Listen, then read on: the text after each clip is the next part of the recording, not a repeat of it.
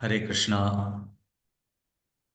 எல்லாரையும் இந்த மூன்றாவது நாளான மூன்றாம் அத்தியாயம் 18 18 அத்தியாய வகுப்புல மூன்றாவது அத்தியாயத்துக்கு எல்லாருக்கும் வரவேற்கின்றோம்.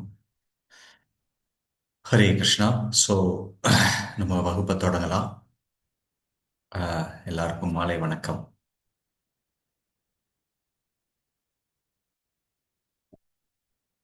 ஹரே கிருஷ்ணா. ஸோ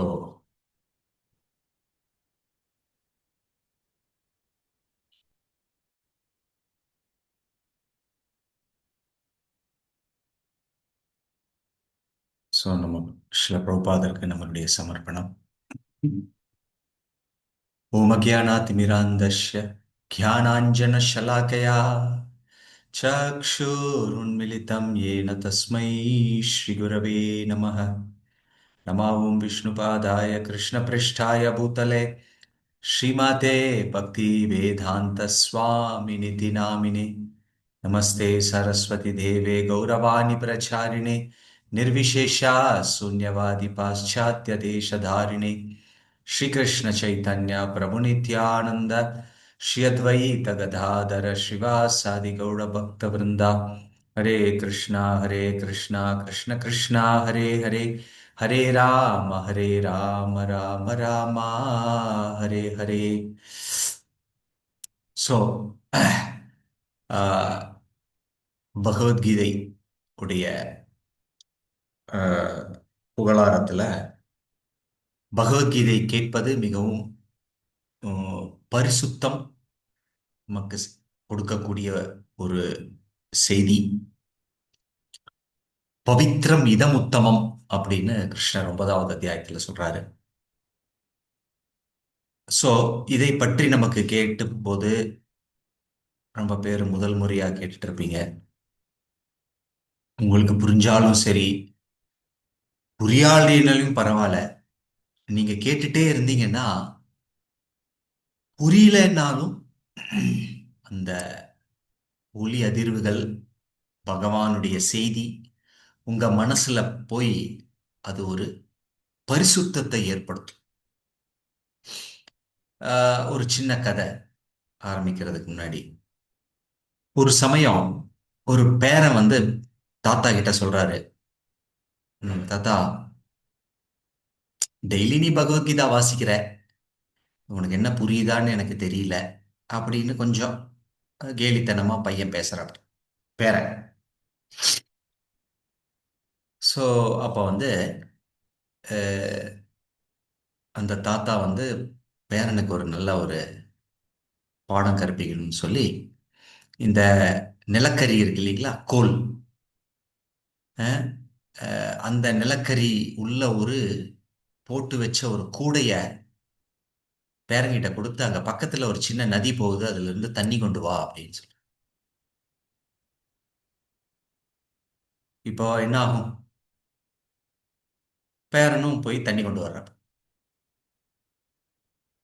ஸோ தண்ணி கொண்டு வரும்போது என்ன ஆகுது? அது ஆத்துல இருந்து வீட்டுக்கு கொண்டு வர்றதுக்குள்ள என்ன ஆகுது? கூடையில போட்டீங்கன்னா என்ன ஆகும்? தண்ணி எல்லாம் கீழே தானே போகும். அவர் கொண்டு வந்துடுறாரு. அந்த கூடையில ஒன்றும் கிடையாது, தண்ணி இல்லை. இப்போ மறுபடியும் போய் கொண்டு வர சொல்றாரு. அப்ப திரும்பியும் அவர் வந்து ஃபுல்லா தண்ணி எல்லாம் கீழே கொட்டி தாத்தா கிட்ட வரும்போது ஒண்ணுமே இல்லை. அப்போ ஆஹ், தாத்தா இப்போ வந்து தாத்தா ஒரு பையன் கிட்ட கேட்கிறாரு, பேரங்கிட்ட, நீ போய் தண்ணி கொண்டு வந்துட்டே இருந்த, இப்போ என்ன, ஏதாவது பலன் இருந்ததா அப்படின்னு. ஒரு வெளித்தோற்றமா பலன் இல்லை, ஏன்னா தண்ணி வரவே இல்லையே. ஆனா ஒரு விஷயம் கவனிக்க வேண்டியது என்னது? அந்த கூடை கரியா இருந்தது இல்லையா, அதெல்லாம் சுத்தமாயிருச்சு. இப்படிதான் நம்ம பகவத்கீதையை கேட்க கேட்க புரியலன்னாலும் மனசுலே பக்குவம் பரிசுத்தமும் வரும். சரிங்களா? ஸோ அந்த ஒரு சின்ன கதையோட நம்ம இன்றைய மூன்றாம் அத்தியாயத்தை நம்ம தொடங்குவோம். ஸோ ஒவ்வொரு அத்தியாயத்திற்கும் ஒரு தலைப்புண்டு. இது கர்மயோகம். கர்மயோகம் என்ற தலைப்புல இன்னைக்கு நம்ம வந்து பார்க்க போறோம். ஸோ எப்படி கிருஷ்ணர் நம்மளுடைய கடமைகளை நாம் எப்படி செய்ய வேண்டும் அப்படின்னு இங்க ஒரு விளக்கம் கொடுக்கிறார் இந்த அத்தியாயத்துல. ஸ்ரீல பிரபுபாதர் நம்மளுடைய ஆச்சாரியர் இந்த புஸ்தகத்தை பகவத்கீதை உண்மையுருவில்களை எழுதியத அவருடைய குரு பக்தி சித்தாந்த சரஸ்வதி தாக்கூர் அவர் சொன்னாரு, இந்த உலகத்துல ஒரு பெரிய பிரச்சனை என்ன அப்படின்னா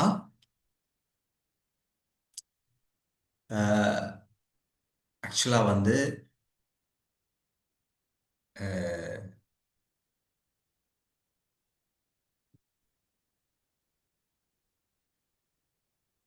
பணம், ஏழ்மையா இருப்பது ஒரு பிரச்சனை இல்லை. அப்புறம் வந்து சில பேர் படிப்பு இல்லாம இருக்காங்க, அதுவும் பிரச்சனை இல்லை. இப்படி பல விஷயங்களை சொல்லி கடைசியில பெரிய ப்ராப்ளம் இந்த உலகத்துல என்ன அப்படின்னா அறியாமை. அந்த அறியாமை என்னது? எதை பற்றி? நம்மளை பற்றியும் இந்த ஆத்மாவை பற்றியும் தெரியாததுதான் ஒரு பெரிய ப்ராப்ளம்னு சொல்லி பக்தி சித்தாந்த சரஸ்வதி தாக்கூர் சொல்றார். ஸோ அதனாலதான் இந்த பகவத்கீதை படிப்பு ரொம்ப ரொம்ப முக்கியம். ஸோ நம்ம நேற்று பார்த்தோம் 2ஆம் அத்தியாயத்துல நம்ம உடம்பில்ல ஆத்மா அப்படின்ற முதல் படியாக இந்த ஞானத்தை நம்ம வந்து பார்த்தோம். ஸோ இப்போ அதுல வந்து விளக்கத்துல ஃபர்ஸ்ட் வந்து அர்ஜுனர் வந்து உறுதி இல்லாம இருந்து கடைசியில சரணடைகிறாரு. அப்புறம் கிருஷ்ணர் வந்து அந்த சரணடைந்ததுல உண்மையான அடையாளத்தை பத்தி இங்க சொல்றாரு. நம்ம வந்து உடம்பில்ல ஆத்மா, அந்த ஆத்மாவை சுத்தி இந்த உடம்புல வந்து சூக்ஷ்ம உடம்பு ஸ்தூல உடம்பும் இருக்குது.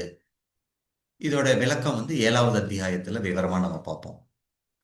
அப்ப நமக்கு வந்து 2 விதமான கடமைகள் உண்டு. ஒண்ணு வந்து உடம்பு ரீதியான கடமை, அப்புறம் வந்து ஆத்மா ரீதியான கடமை அப்படின்ற 2 கடமைகளை பற்றி கர்மகாண்ட விதிமுறைகள்ல நாம் எப்படி நம்மளுடைய கடமையை செய்யணும் அப்படின்னு சொல்லி கிருஷ்ணர் வந்து அர்ஜுனருக்கு போதிக்கிறார். கடைசி பதத்துல எப்படி ஒருவன் வந்து தோல்வி அடையும் போது 8 படிகளை பத்தி சொல்றார் பகவான். எப்படி பௌதீக புலன்களை தியானிப்பதன் மூலமாக ஒருவன் வந்து பௌதீக ஆசைகளை வளர்த்து கொண்டு அவனுடைய ஆசை வந்து காமத்துல முடிஞ்சு அந்த காமம் வந்து குரோதத்துக்கு போய் குரோதம் போய் நம்ம பார்த்தோம் 8 படிகளாக.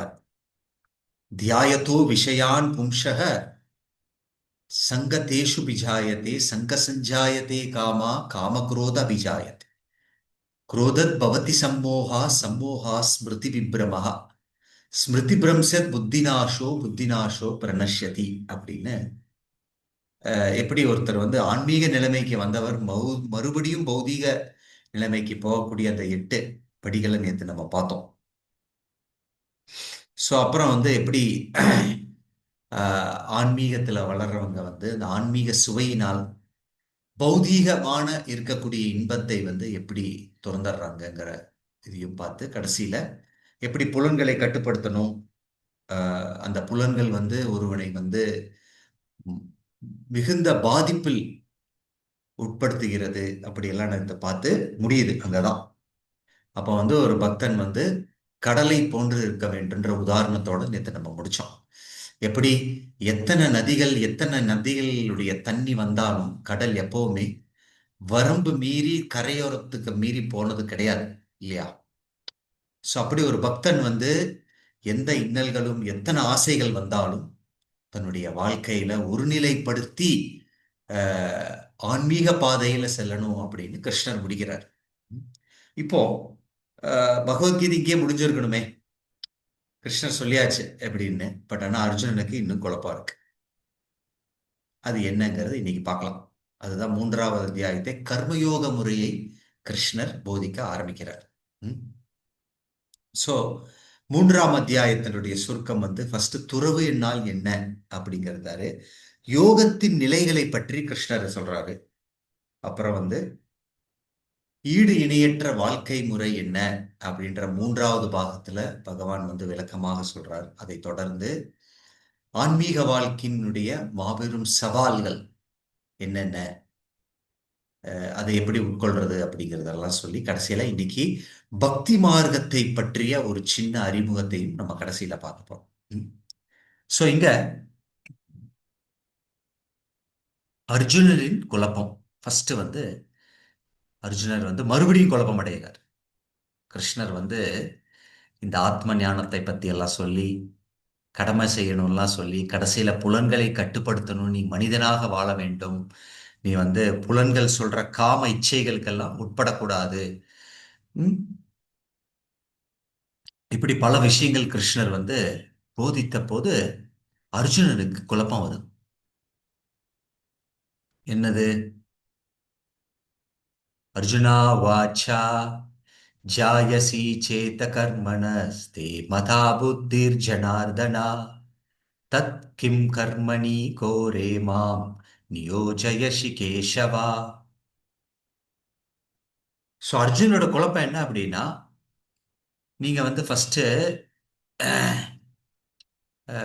பலனை எதிர்பார்க்காம செயலை செய் அப்படின்னு சொன்னீங்க கடமையாக. கடைசியில வந்து புத்தி யோக முறையை பற்றி, பக்தி யோக முறை பற்றி எப்படி புலன்களை கட்டுப்படுத்தி ஒருவன் வாழ வேண்டுன்ற விஷயங்களையும் சொன்னீங்க. பட் ஆனா ஏன் மறுபடியும் என்ன இந்த ஒரு கோரமான போர்ல வந்து பலவந்தப்படுத்துறீங்க? ஏன்னா செயல் செய்யறதோட புத்தி புத்தி மேலானது அப்படின்னு கிருஷ்ணர் முடிகிறார். அந்த புத்தியை உபயோகிச்சு புலன்களை கட்டுப்படுத்தி ஒருத்தன் வாழ வேண்டும் அப்படின்னு அஹ், கிருஷ்ணர் முடிக்கிறார். அப்ப அர்ஜுனனுக்கு வந்து என்ன குழப்பம்னா, செயலை விட புத்தி வந்து சிறந்ததாக கிருஷ்ணர் வந்து முடிக்கும்போது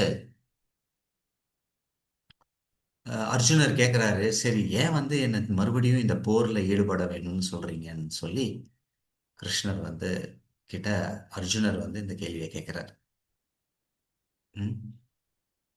ஸோ இதுல நம்ம பார்க்கலாம், 40 லட்சம் பேர் இருந்தாங்க.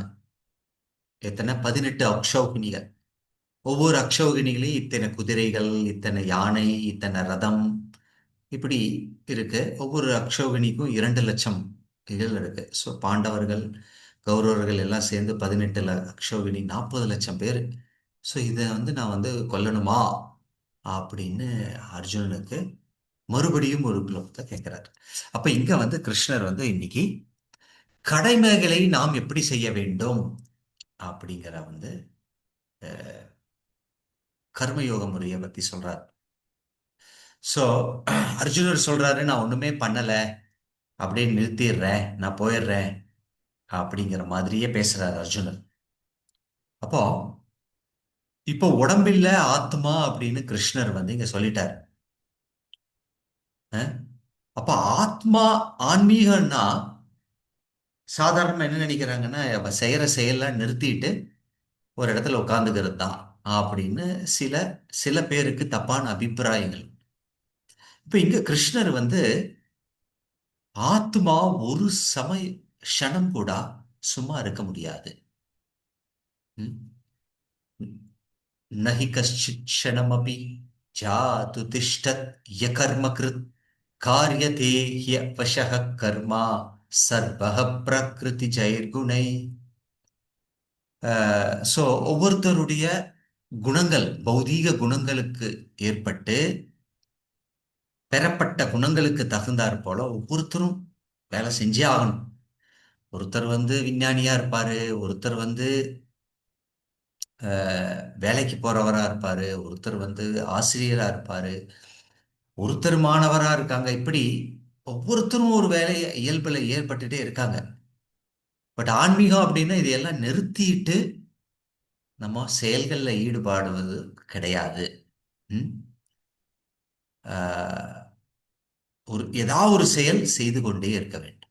அதுதான் இங்க கிருஷ்ணர் சொல்றார். எனவே ஒரு க்ஷணம் கணம் கூட செயல்கள் எதையும் செய்யாமல் இருப்பது எவருக்கும் சாத்தியமல்ல. இப்ப நான் ஆத்மான்னு தெரிஞ்சுட்டேன், அதனால நான் வீட்லயே உட்காந்துக்கிறேன், ஒண்ணுமே பண்ணல, வீட்லயும் இல்லை அப்படின்னா காட்டுக்கு போயிடுறேன். அது கிடையாது. இங்க கிருஷ்ணர் வந்து நமக்கு அது சொல்லிக் கொடுக்கறது கிடையாது. அப்படி முடியாது.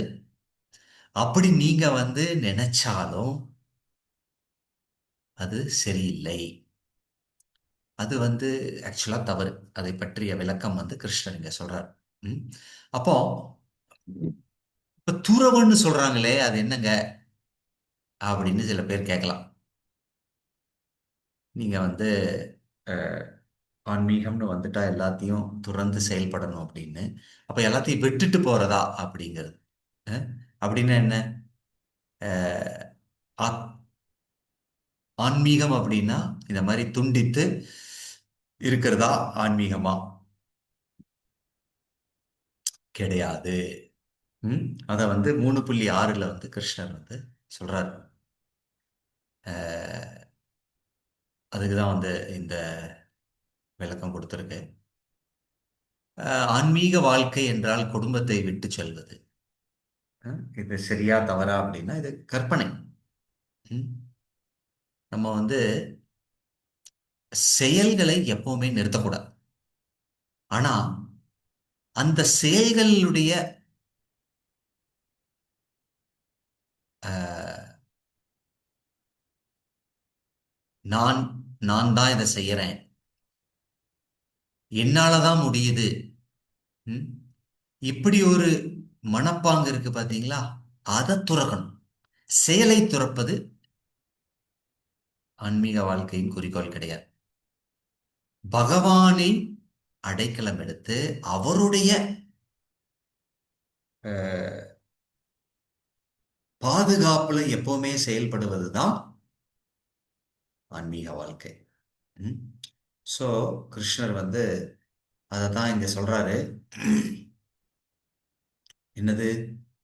உண்மையான துறவு என்றால் நம்ம வந்து நினைக்க கூடாது எல்லாத்தையும் நிறுத்தி எதையுமே செயல்படாம இருக்கிறதுன்னு கிடையாது. ம். இப்போ உதாரணத்துக்கு ஒரு வீதி கூட்டும் ஒரு தொழிலாளி இருக்கார். அவர் நேர்மையா அந்த கடமையை செய்யறார். ஆனா அதே சமயத்துல ஒரு போலியான சன்னியாசி இருக்காரு. அவர் எல்லாத்தையும் திறந்துட்டு காவி உடையெல்லாம் போட்டு இருக்காருன்னு வைங்க.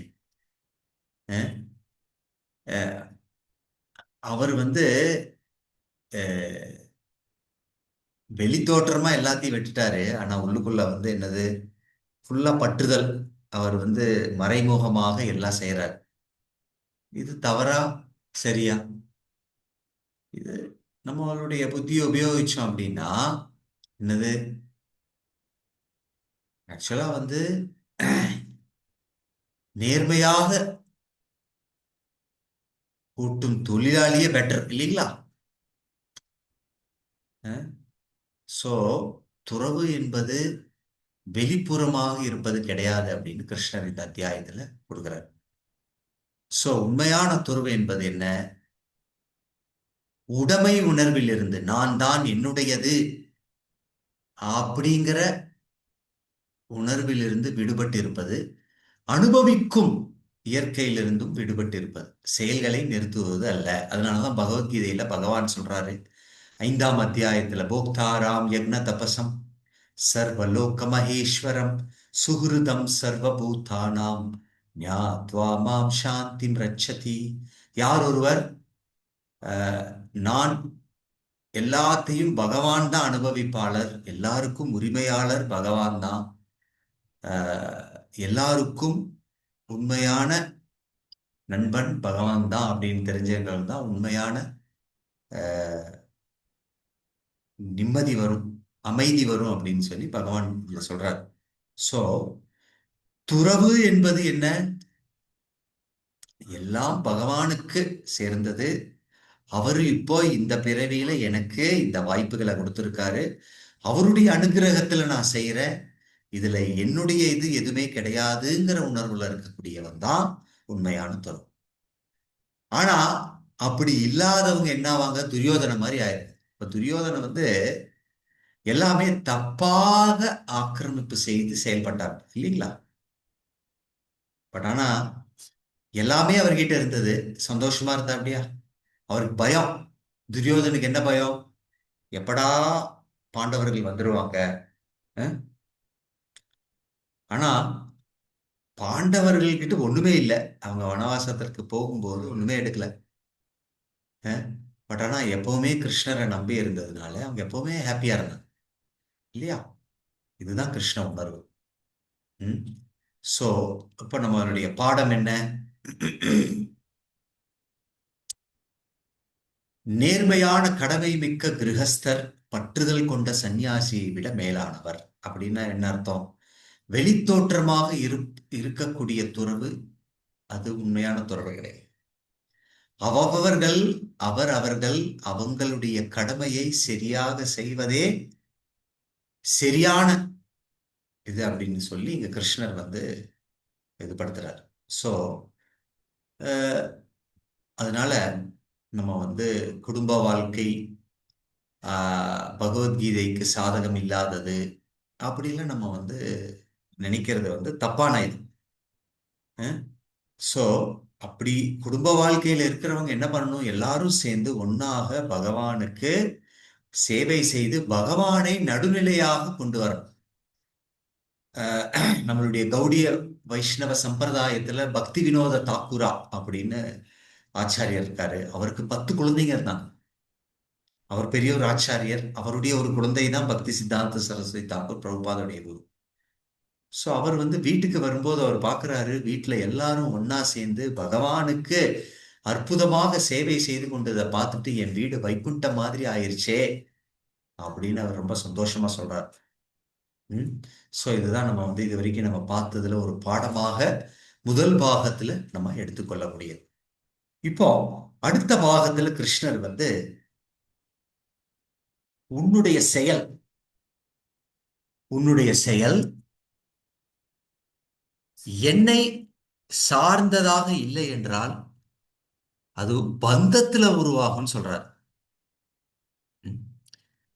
இப்ப நீங்க வந்து வேலைக்கு போறீங்க.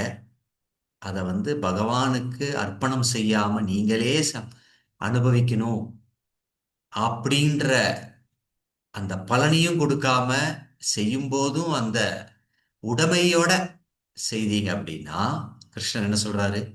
யக்ஞாத்தாத் கர்மணோ அந்யாத்ர லோகோயம் கர்ம பந்தனஹ ததர்த்தம் கர்ம கௌந்தேயா மூக்த சங்க சமாச்சரஹ. விஷ்ணுவிற்கு அர்ப்பணிக்கப்படும் செயல்கள் நிறைவேற்றப்படலாம். மற்ற செயல்கள் இந்த பௌதீக உலகத்தோடு பந்தப்படுத்துபவை. எனவே குந்தியின் மகனே, உனக்கு விதிக்கப்பட்ட கடமைகளை அவரது அவரது திருப்திக்காகச் செய். இவ்விதமாக நீ எப்போதும் பந்தத்திலிருந்து விடுபட்டு வாழ்வாய். சோ நம்மளுடைய செயல்களை நிறுத்தாம செயல்களுடைய பலன்களை கிருஷ்ணருக்கு அர்ப்பணிக்க வேண்டும். நம்ம என்னெல்லாம் செய்யறோமோ அதை வந்து கிருஷ்ணருக்கு அர்ப்பணிக்கணும். அப்படி பகவான் விஷ்ணுவிற்கு அர்ப்பணமாக செய்யும் செயல்கள் பந்தத்தை உருவாகாம நமக்கு வந்து மோட்சத்தை கொடுக்கின்றது. ஆனா அதே செயல்கள் நமக்கு வந்து பந்த பகவானை நடுநிலை படைக்காத செயல்கள் வந்து நம்மளை பந்தப்படுத்தும். நமக்கு ஒரு சின்ன உதாரணம் இருக்குங்க. கிருஷ்ணருடைய லீலையில துவாரகையில நிருக மகாராஜர்னு ஒருத்தர் இருந்தார்.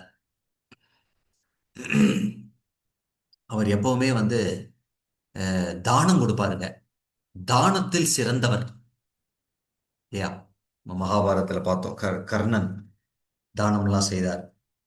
அவர் வந்து எல்லாருக்கும் ரொம்ப பிடிச்சவர். அதே போன்று நிருக மகாராஜர் வந்து தானம் கொடுக்கிறார் பசுவை. அது பெரிய கதை. நமக்கு வரு விவரமாக வருகின்ற நாட்கள்ல பார்க்கலாம்.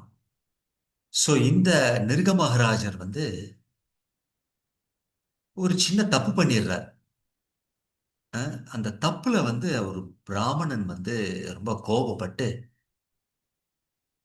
அவர் வந்து சாபம் கொடுத்து கடைசியில அந்த அரசர் பல்லியாக ஆயிடுறார்.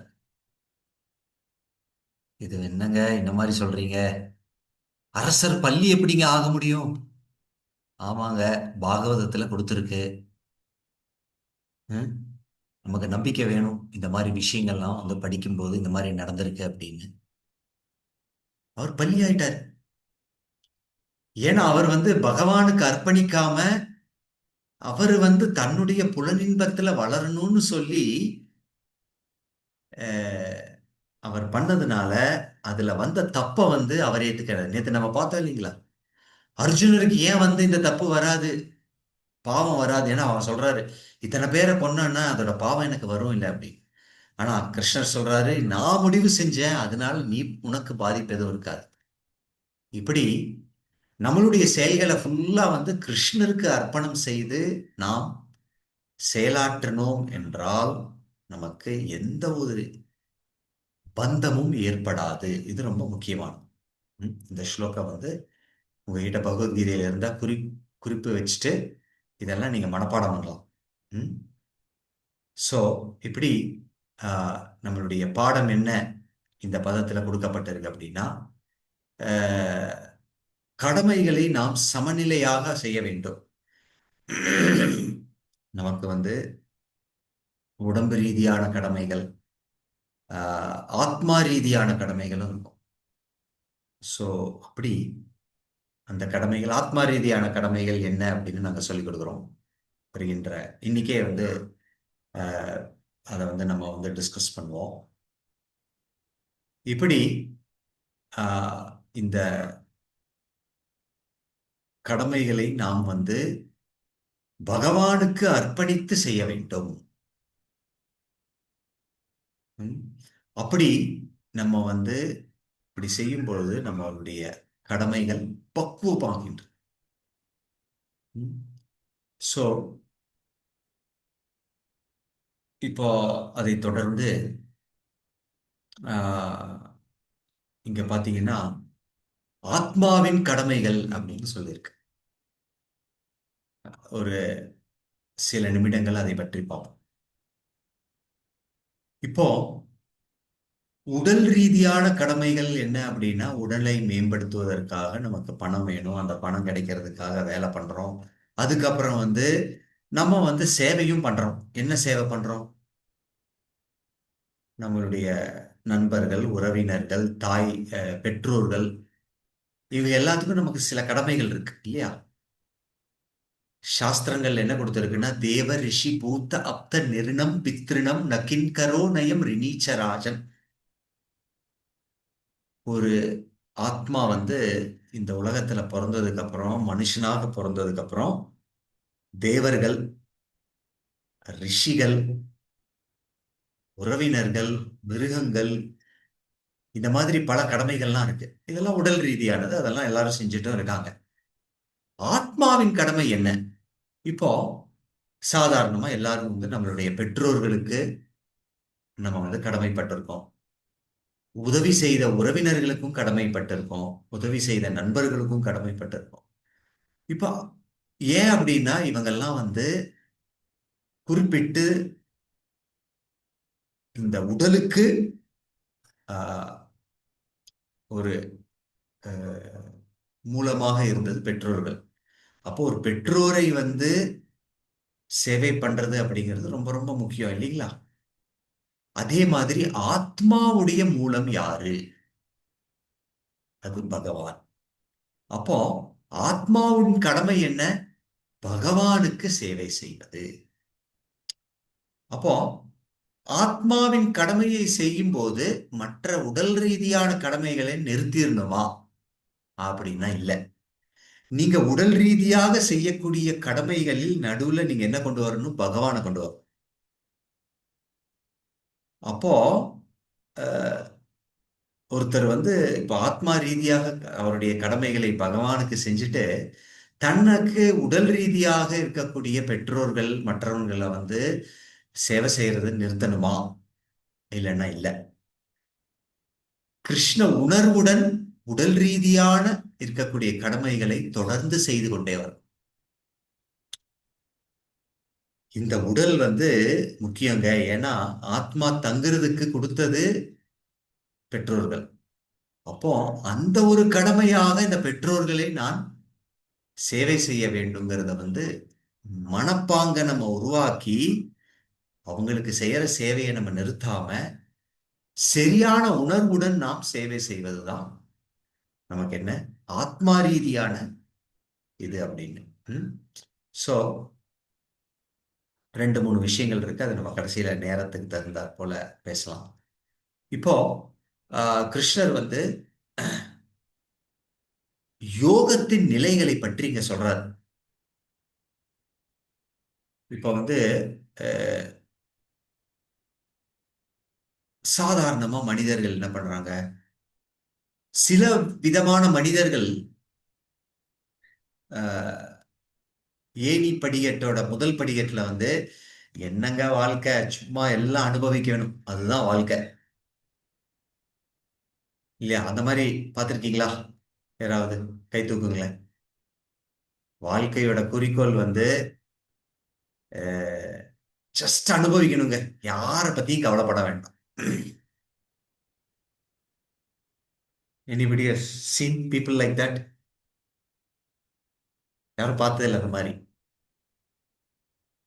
ஆக்சுவலா வந்து அஹ், எனக்கு அனுபவம் இருக்கு. அஹ், சில நண்பர்கள் கூட நம்ம படிப்ப இதுல வந்து பகவானை பத்தி வேற எதை பத்தியும் பெருசா எடுத்துக்க மாட்டாங்க. அவங்க வாழ்க்கை என்னன்னா பாவம் புண்ணியம் அதெல்லாம் பார்க்க மாட்டாங்க.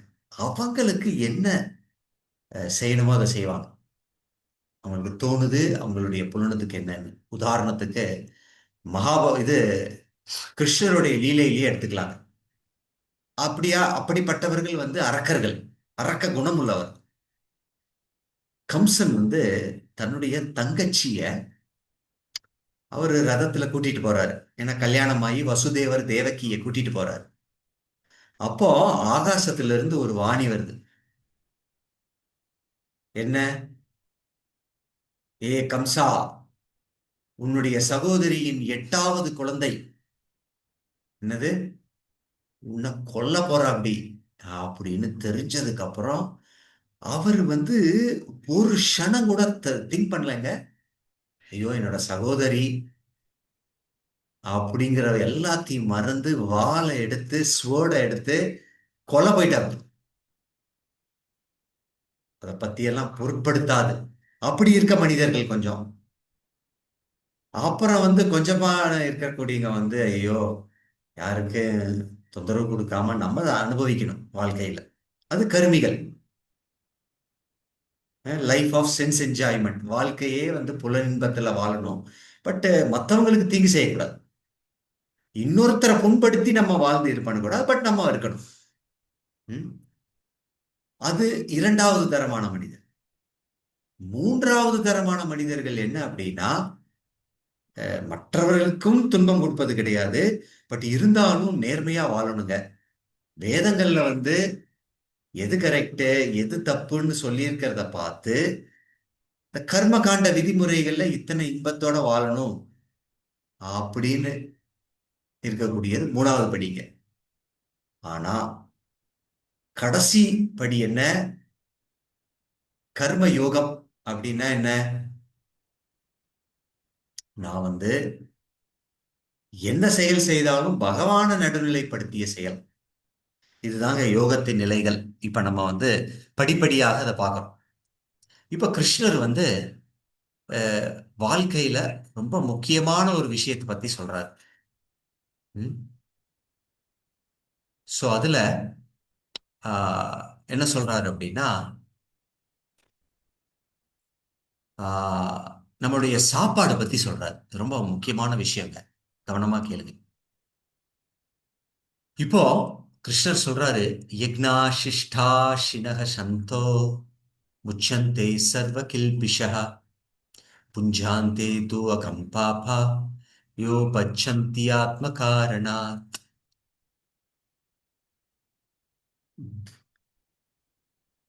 யாகத்தில் அர்ப்பணிக்கப்பட்ட உணவை உண்பதால் பகவானின் பக்தர்கள் எல்லா விதமான பாவங்களில் இருந்தும் விடுபடுகிறார். ரொம்ப கவனமா கேளுங்க. தங்களது சுய புலனின்பத்திற்காக உணவு தயாரிப்பவர்கள் பாவத்தையே உண்கின்றார்கள்.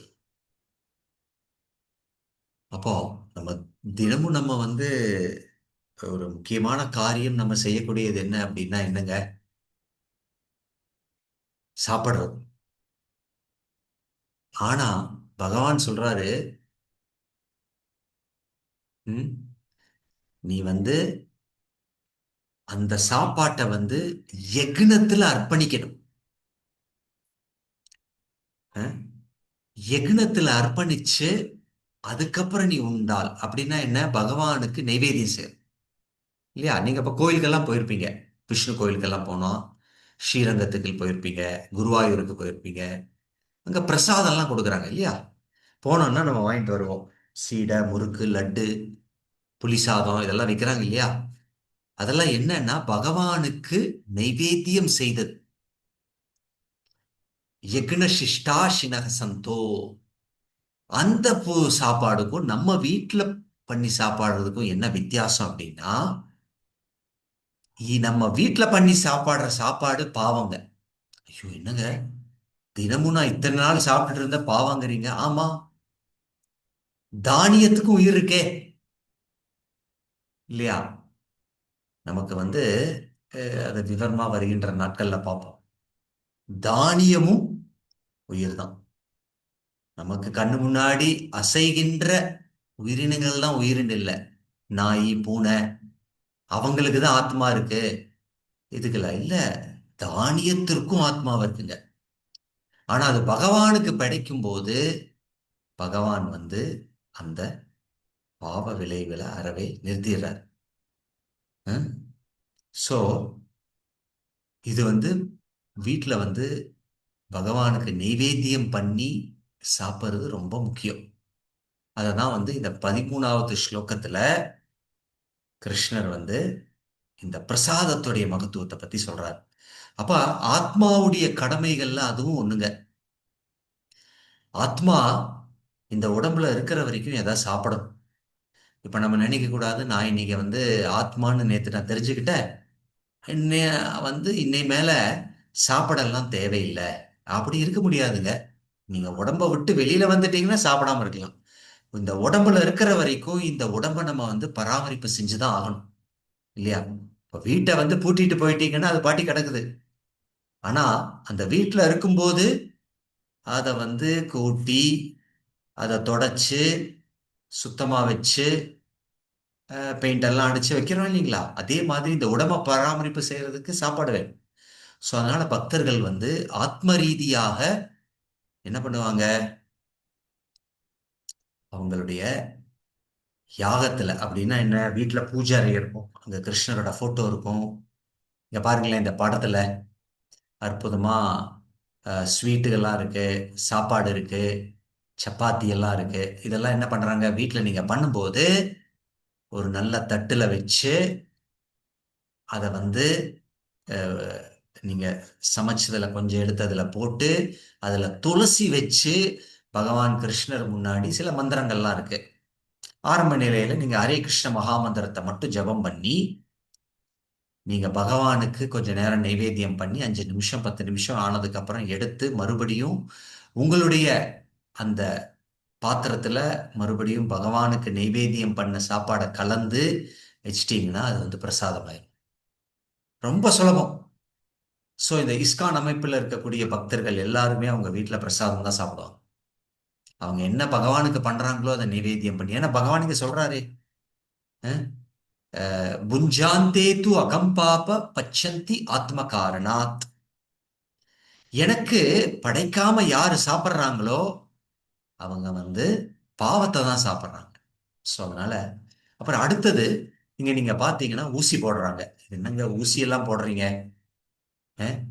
வேக்சின், நமக்கு தடுப்பூசி. அப்படின்னா என்ன? நமக்கு இந்த கிருமிகள் தாக்காம இருக்கிறதுக்காக நம்ம தடுப்பூசி போடுறோம் இல்லையா? இந்த கோவிட் சமயத்துல வேக்சின்லாம் போட்டாங்க இல்லைங்களா? அத கோவிட் நமக்கு வரக்கூடாது அப்படின்லாம். அதே மாதிரி பௌதீக கலங்கங்கள்ல இருந்து நம்ம வந்து பாதிப்பு இல்லாத மாதிரி இருக்கணும் அப்படின்னா நம்ம வந்து பகவானுக்கு நைவேத்தியம் பண்ணி பிரசாதம் சாப்பிட்டேன்னு வைங்க, அது இன்ஜெக்ஷன் மாதிரி. நம்ம என்னது, சத்சங்கத்துக்கு வரணும், பகவத்கீதை கேட்கணும், இந்த மாதிரி ஒரு உற்சாகம் வரும் நமக்கு, பௌதீக கலங்கங்கள் இல்லாம. ம். அது ஒண்ணுங்க. இன்னொன்னு வந்து ரொம்ப பேர் நம்ம கோயிலுக்கு வந்து அந்த பிரசாதத்தை சாப்பிட்டு சொல்லியிருக்காங்க, இதே இதை நாங்க வீட்லயும் பண்றோம், ஆனா இத்தனை சுவை இல்லைங்களே. ம். சோ இப்படி இந்த பிரசாதம் பகவானுக்கு நைவேத்தியம் பண்ணும்போது நீங்களே பண்ணி பாருங்க. நீங்க பண்ணும்போது இது பகவானுக்கு சமைக்கணும்னு உணர்வை மாத்தி சமைச்சு வச்சு அப்புறம் சாப்பிட்டு பாருங்க, அதோடைய இது தெரியும். ம். இப்ப இதை தொடர்ந்து பகவான் வந்து புலன்களையும் மனசு, புத்தி, ஆத்மா, இத வந்து ஒரு அடுக்கடுக்கா எப்படி ஒண்ணுக்கு மேல ஒண்ணு எப்படின்னு சொல்றாரு. இதுக்கு வந்து ஒரு சின்ன உதாரணம் நான் கொடுக்குறேன். இது எப்படின்னா, ஒரு ரதம் இருக்குங்க.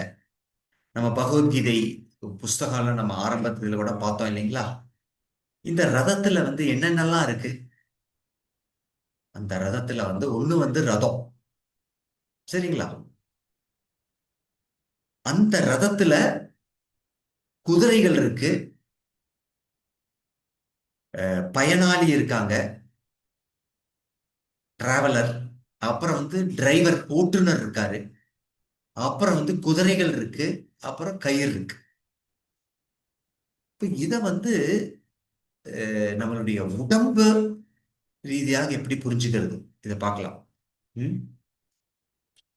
அஹ், கிருஷ்ணர் இங்க என்ன சொல்றாருன்னு ஃபர்ஸ்ட் இதை பார்க்கலாம்.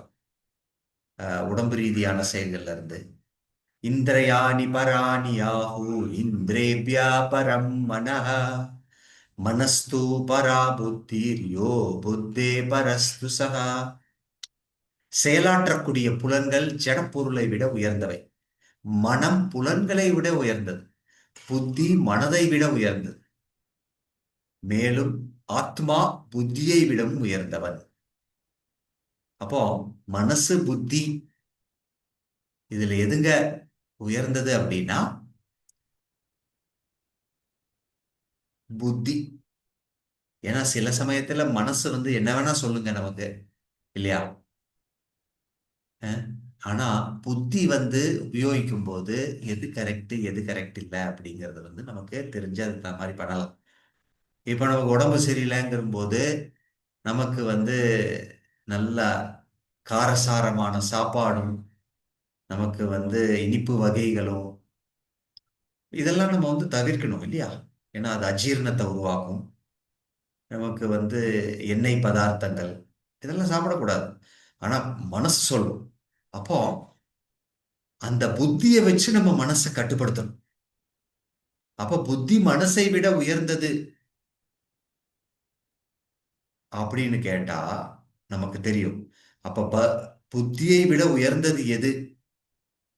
ஆக்சுவலா வந்து மனசோட உயர்ந்தது இங்க கிருஷ்ணன் என்ன சொல்றாரு, மனஸ்து பரா புத்திர்.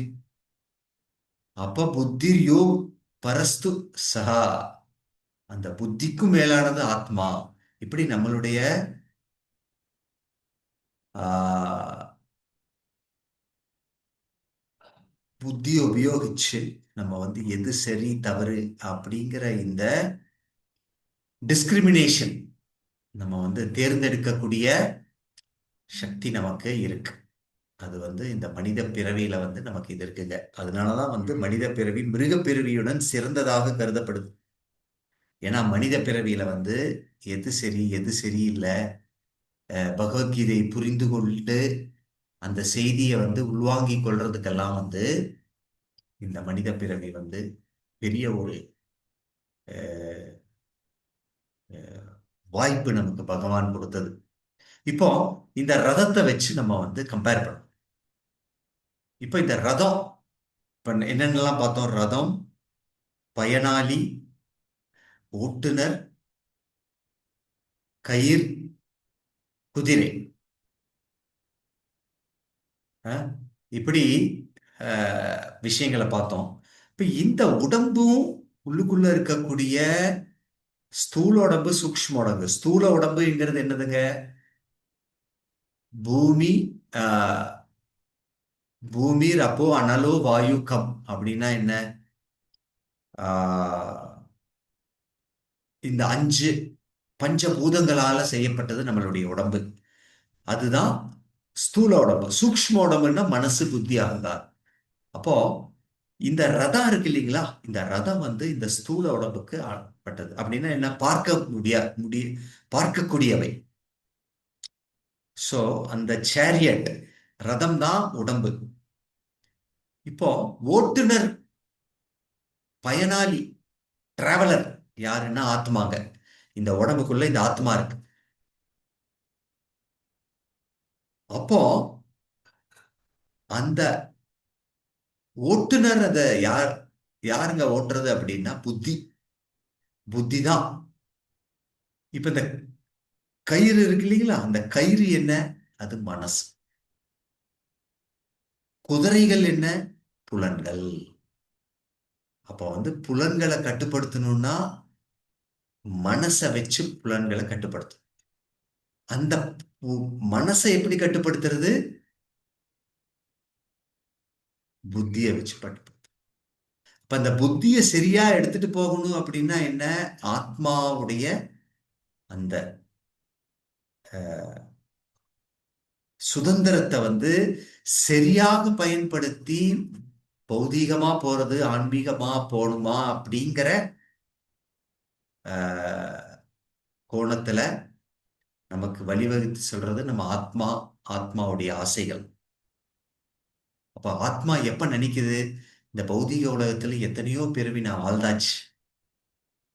அஹ், துன்பத்துக்கு மேல துன்பம் தான் இன்பம்ங்கிற இதுல வந்து நான் துன்பத்தை தான் அனுபவிச்சிருக்கேன்னு ஆத்மா எப்ப இந்த உலகத்துல உணருதோ, அப்ப என்ன நினைக்குது? பகவானுடைய திருவடிக்கு நான் செல்லணும் அப்படிங்கிற தன்னுடைய ஆசையை மாற்றும் போது என்னது? புத்தி, மனசு எல்லாம் வேற மாதிரி வேலை செய்யாது. சோ இதோடைய அர்த்தம் தான் இங்க கொடுக்கப்பட்டிருக்கு. ம் சோ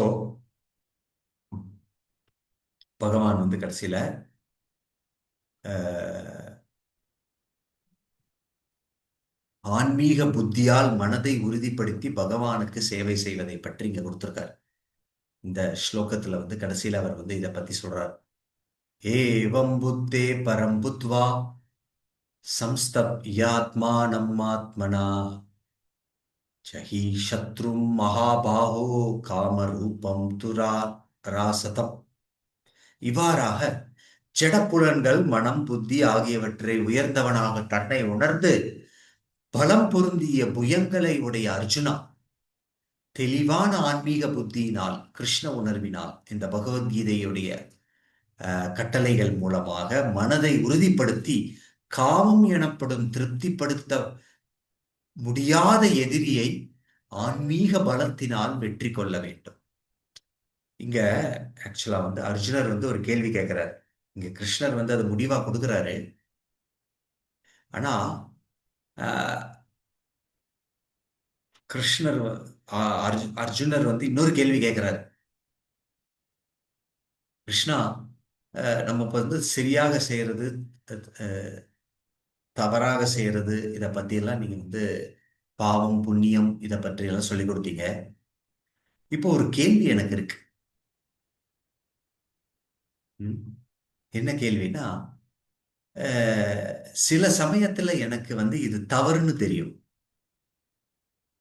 இருந்தும் அந்த தவறுன்னு தெரிஞ்சு கூட அதை செய்யறது எதனால அப்படின்னு. அந்த மாதிரி உங்களுக்கு அனுபவம் இருக்குங்களா? யாருக்காவது தப்ப வந்து தெரிஞ்சே பண்ணியிருப்போம். யாருக்காவது? எஸ். சில சமயத்துல தப்ப வந்து தெரியாம பண்றோம். பட் ஆனா சில சமயத்துல தெரிஞ்சே பண்ணுவோம். ரொம்ப இது. அத அர்ஜுனர் வந்து கேள்வி கேட்கிறாருங்க. இது எதனால அப்படின்னு. சோ அங்க வந்து கிருஷ்ணர் வந்து ஐ திங்க் கொஞ்சம் ஸ்லோகத்துக்கு முன்னாடி சொல்றார். அதுக்கான காரணம் என்னன்னா, காமம், நான் அனுபவிக்க வேண்டும் என்ற இந்த ஆசை. காம ஏஷ குரோத ஏஷ ரஜகுணா சமுத்பவः மகாசன மகாபாப்மோ வித்தியேனம் இத வைரினம். சோ அர்ஜுனா, ஆஹ், என்ன காரணம்? மனிதன் தெரிந்தே தவறு செய்ய காரணம் என்ன அப்படின்னா காமம்.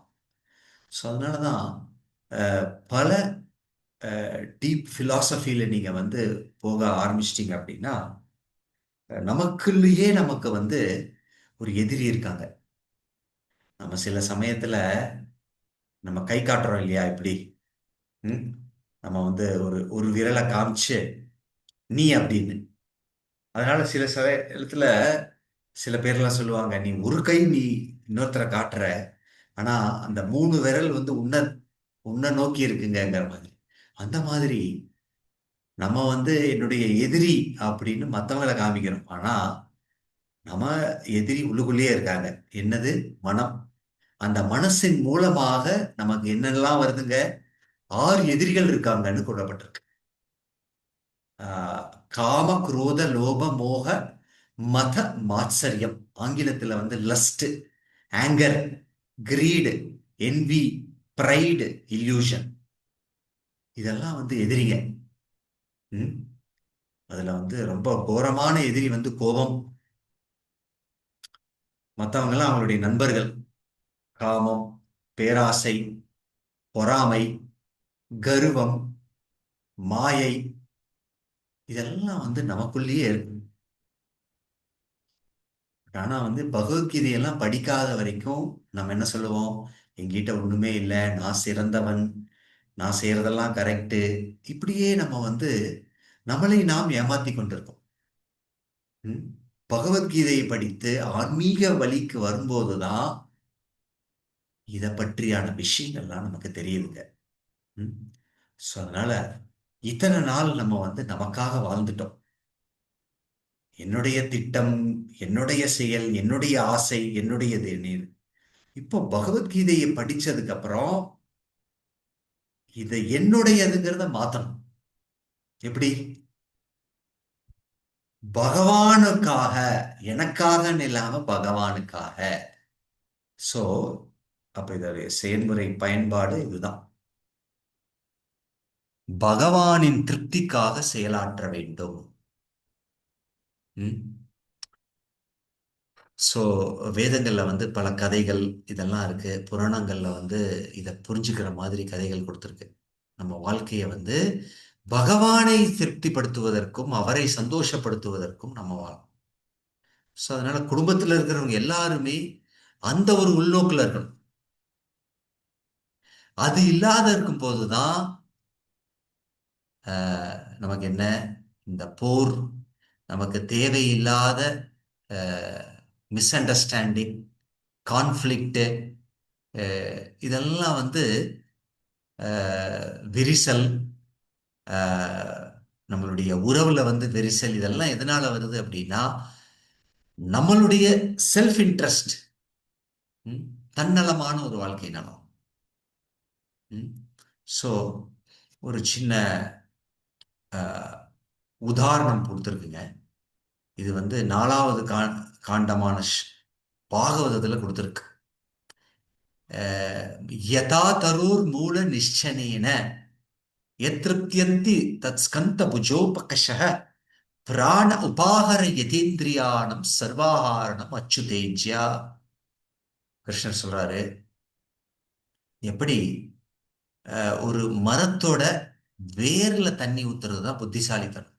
இப்போ ஒருத்தர் நினைக்கிறாரு, வேர்ல எல்லாம் எங்கெங்க தண்ணி ஊத்துனா எங்கெங்க போகும் அப்படின்னு சொல்லி அவர் வந்து அவரோட பக்கெட்டு தண்ணியும் மக்கையும் எடுத்து போய் அந்த மரத்துல இருக்கக்கூடிய ஒவ்வொரு இலைக்கும் ஒவ்வொரு கிளைக்கும் ஊத்துறாரு. இது புத்திசாலித்தனங்களா? இலையில நம்ம வந்து வேர்ல ஊத்துனோம் அப்படின்னா அந்த தண்ணி என்ன ஆகுது? அந்த வேர்ல இருந்து அந்த வேர் வந்து எல்லா என்ன சொல்றது, மரத்துடைய எல்லா பாகத்துக்கும் வந்து கனெக்ட் ஆயிருக்கு. ஸோ பகவானை நாம் திருப்தி செய்ய வேண்டும். ஸோ அப்படி இன்றைய இது வந்து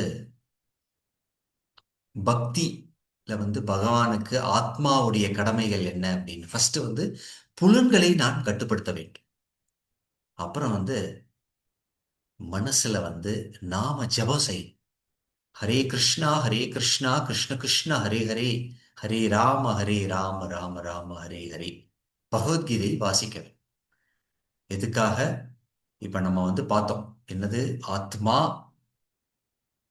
புத்தி, மனசு, புலன்கள், அப்புறம் இந்த உடம்பு. இப்போ ஒவ்வொருக்கும் சாப்பாடு இருக்குங்க. எப்படி நம்ம வந்து உடம்புக்கு சாப்பிடுறோமோ அதே மாதிரி நம்மளுடைய ஆத்மாவுக்கும் குறிப்பிட்ட மனசுக்கு சாப்பாடு என்ன அப்படின்னா கட்டுப்படுத்துறது எப்படின்னா ஹரே கிருஷ்ண மகாமந்திரம் ஜெபம் செய்வது. ஹரே கிருஷ்ணா கிருஷ்ண கிருஷ்ணா ஹரே ஹரே, ஹரே ராம ராம ராம ஹரே ஹரே. எப்படி இந்த ஆத்மாவுக்கு உடம்புக்கு கடமைகள் இருக்கிற மாதிரி ஆத்மாவுடைய கடமை என்ன அப்படின்னா பகவானை புகழாரம் செய்வது, பகவானுடைய கீர்த்தனத்தை பாடுவது. ஸோ இது வந்து ஜெபம். புலன்களை நாம கட்டுப்படுத்தி பகவானுடைய சேவையில் ஈடுபடுத்தணும். நம்மளோட புத்திக்கு என்ன செய்யணும்? ஆன்மீக ஞானத்தை கொடுக்கணும். ஸோ அதான் நீங்க வந்து இப்போ 3வது அத்தியாயத்துக்கு வந்திருக்கீங்க. மெல்ல மெல்லமாக இந்த பகவத்கீதையுடைய ஆஹ், ஆழமான இந்த செய்தியை வந்து நீங்க உள்வாங்கிக் கொண்டு நீங்க வந்து மேலும் பகவானை பற்றி தெரிந்து கொள்வதற்கு புரிய வேண்டும். ம். ஸோ இதெல்லாம் வந்து ஆன்மீக பலம் நமக்கு. ம். ஸோ எப்படி உடம்ப வந்து வலிமைப்படுத்துறதுக்காக நம்ம எக்ஸசைஸ் பண்ணி இதெல்லாம் பண்ணி பண்றோம் இல்லையா? அதே மாதிரி ஆத்மாவையும் மனசையும் புத்தியும் நமக்கு வந்து வலிமைப்படுத்துவதற்கு நமக்கு பரிந்துரைக்கப்பட்ட விஷயங்கள் இது.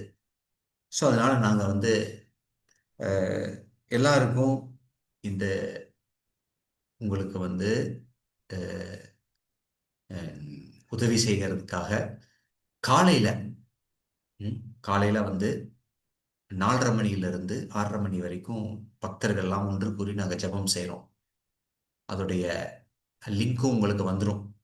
யாருக்கெல்லாம் விருப்பம் இருக்கோ நீங்கள் இதில் கலந்துக்கிட்டு ஹரே கிருஷ்ண மகாமந்திரத்தை பக்தர்களோட சேர்ந்து நீங்கள் ஜெபம் பண்ணலாம். ம்.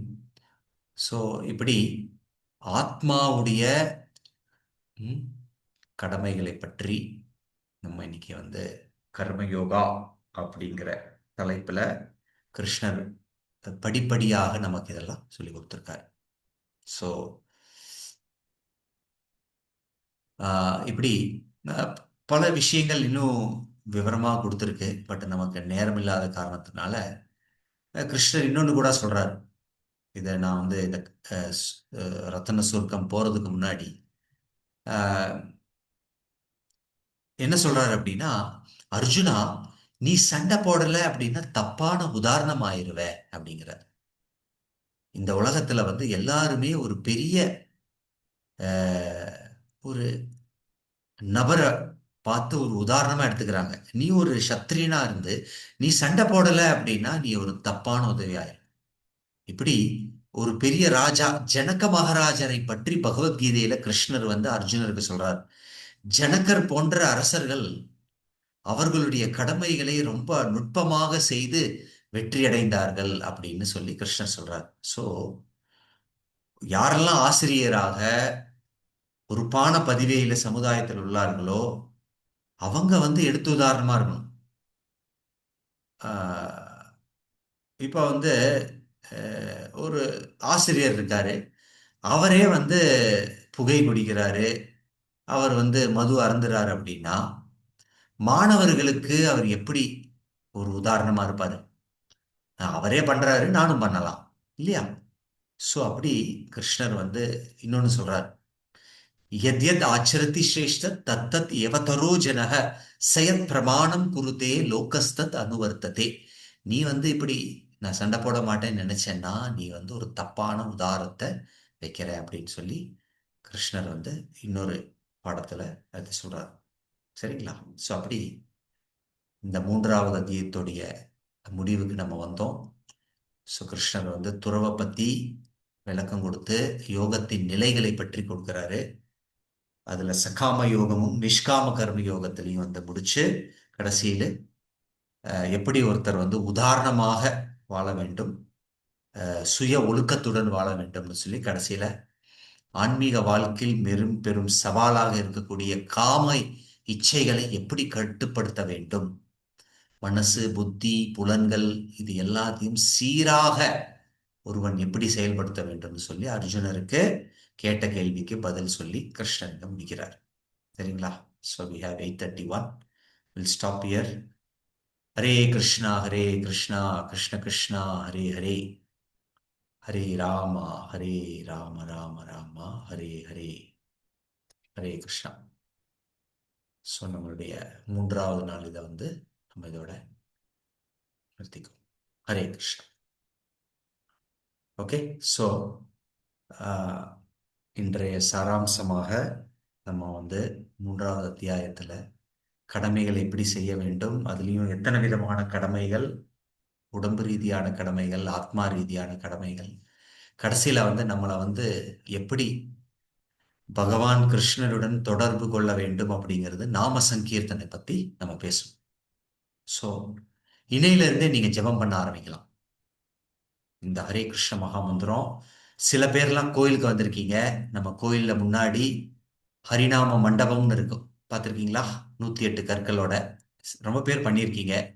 ரொம்ப பேர் வந்து கோயிலுக்குள்ளேயே வரமாட்டாங்க, வந்து ஜெபம் பண்ணிட்டு போயிடுவாங்க. அந்த அளவுக்கு அவங்களுக்கு வந்து ஜெபத்துக்கு மேல ஒரு நாட்டம்.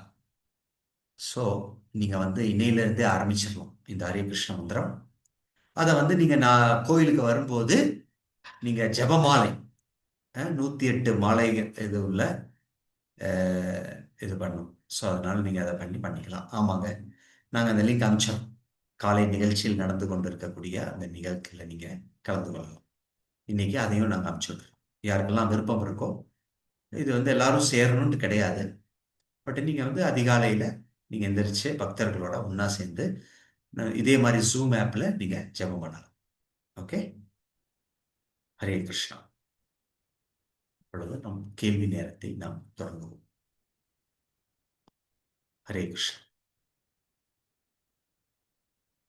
பக்தர்களுக்கு யாருக்கெல்லாம் வந்து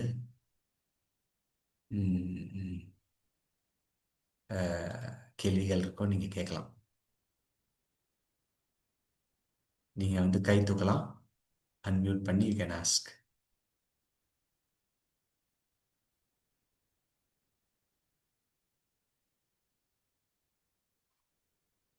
If knowledge is superior, why does Krishna insist that Arjuna must engage in action? Okay. Yeah, அதுதான் வந்து அவர் கேட்குறாரு கிருஷ்ணர் கிட்ட. அர்ஜுனர் இதை கேட்குறாரு. அதுக்கு தான் வந்து அவர் ஃபர்ஸ்ட் என்ன சொல்றாரு? யாரு இந்த கேள்விக்கு ஃபர்ஸ்ட் பதில் கிருஷ்ணர் சொல்றாரு? யாராவது நோட் பண்ணீங்களா? இப்போ வந்து உங்களுடைய செயல்களை இப்போ வந்து அர்ஜுனர் என்ன சொல்றாரு? நான் எனக்கு ஒண்ணுமே வேண்டாம், நான் உட்காந்துக்கிறேன், நான் அப்படியே உன்னை நினைச்சிட்டே போயிடலாம் அப்படின்னு இருக்கேன் அப்படின்னு அவர் நினைக்கிறாரு. பட் ஆக்சுவலா அவர் யாரு? அர்ஜுனர் யாரு? அவருடைய வர்ணாசிரமம் விதிமுறைகள்ல அர்ஜுனர் சத்திரியன். ஒரு சத்திரியனுடைய கடமை என்ன? அவர் வந்து ஆளுமை செய்வது, ரூலிங் இல்லையா? அவர் வந்து ஒரு அரசர், அவர் வந்து ரூலிங் அப்படின்னா ஆளுமை செய்வது. அப்ப அவருக்கு துரியோதனன் சொன்னாரு நான் கொடுக்க மாட்டேன் அப்படின்னு. பட் இவரும் சரி அப்படின்னு விட்டுட்டாரு. பட் இவர்னால போய் இருக்க முடியாதுங்க. இவர் ஒரு ஆபீஸே எடுத்துக்கோங்க. இப்ப இந்த ஆபீஸ்ல வந்து இந்த இந்த கிளீனிங் எல்லாம் பண்றவரு அவங்களையெல்லாம் கொண்டு போய் நீங்க வந்து என்ன மேலாளர் போஸ்ட்ல உட்கார வச்சீங்கன்னா என்ன ஆகும்? அவ்வளவுதான். அதே மாதிரி இப்படி ஒவ்வொருத்தருக்கும் ஒரு தன்மை உண்டு. அதுல வந்து இப்ப அர்ஜுனன் வந்து நான் போய் உட்கார்ந்துக்கிறேன், ஒண்ணுமே நான் கேட்கல, இப்படியே இருந்துக்கிறேன் அப்படின்னு அவர் வந்து சொன்னார் அப்படின்னா அது வந்து தோல்வியில தான் முடியும். அதுதான் கிருஷ்ணர் வந்து கிளியர் பண்றாரு. ம். So that you have to fight. உன்னுடைய சத்திரிய தர்மத்தை நீ செய்யணும்.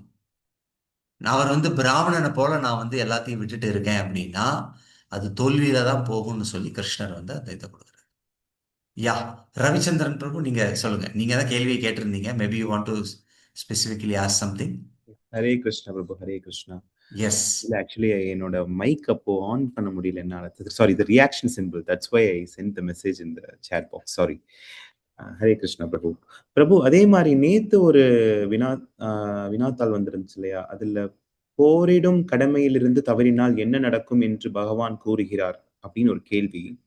அதுக்கு ஆப்ஷன்ஸ் என்னென்ன இருந்துச்சு அப்படின்னா, புகழை இழப்பார், நரகத்திற்கு போவார், யாரும் மதிக்க மாட்டார்கள். இது 3 தான் ஆப்ஷன் இருந்தது. பட் ஆனா பகவத்கீதால இது 3மே நடக்கும்னு தானே போட்டிருக்கு. Yes, yes. Oh, bored. Okay, okay. I think ஒரு ஆப்ஷன் இருக்கணும் எல்லாமே அப்படின்னு. Maybe we will find out. ஏதாவது டிசைன் பண்ணும்போது தப்பாயிருச்சா என்ன அப்படின்னு. I we will look into it. நன்றி, நன்றி பிரபுஜி, நன்றி Prabhuji. Okay. Hare Krishna. Thank you, thank you Prabhuji. Hare Krishna.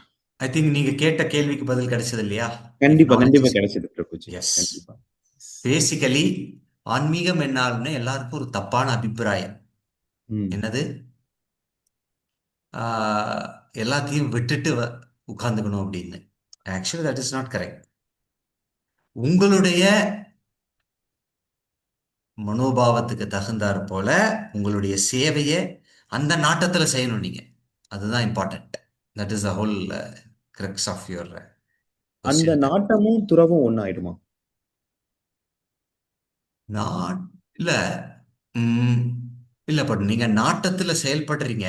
But ஆனா அது வந்து பகவானுடைய செயல படும்போது தான் துறவாகும். ம். இப்ப உங்களுடைய நாட்டத்துல நீங்க வந்து உதாரணத்துக்கு நீங்க வந்து வேலைக்கு போறீங்க. அப்ப நீங்க வந்து வேலையை விட்டுட்டு வீட்டில் உட்கார முடியாது இல்லையா? ஏன்னா உங்களுடைய நாட்டம் வந்து யூ ஹாவ் டு ஒர்க். அதுவும் எஸ். ஸ்பெசிஃபிக்கலா நீங்க இருக்கிற மாதிரி வர professor. So you have to teach. இப்போ நான் வந்து அந்த நாட்டத்தில் இருக்கேன். ம். பட் ஆனா வந்து கிருஷ்ண உணர்வாக இல்லை அப்படின்னா அது துறவல முடியாது. Okay, okay. So that is where you have to bring Krishna into it. நான் இந்த செய்யக்கூடிய செயல் வந்து பகவானுக்காக அப்படின்னு நீங்க அதை கொண்டு வரல அப்படின்னா it will never result in renunciation. Hare Krishna Prabhuji, Hare Krishna. Thank you yes. So much. Hare Krishna.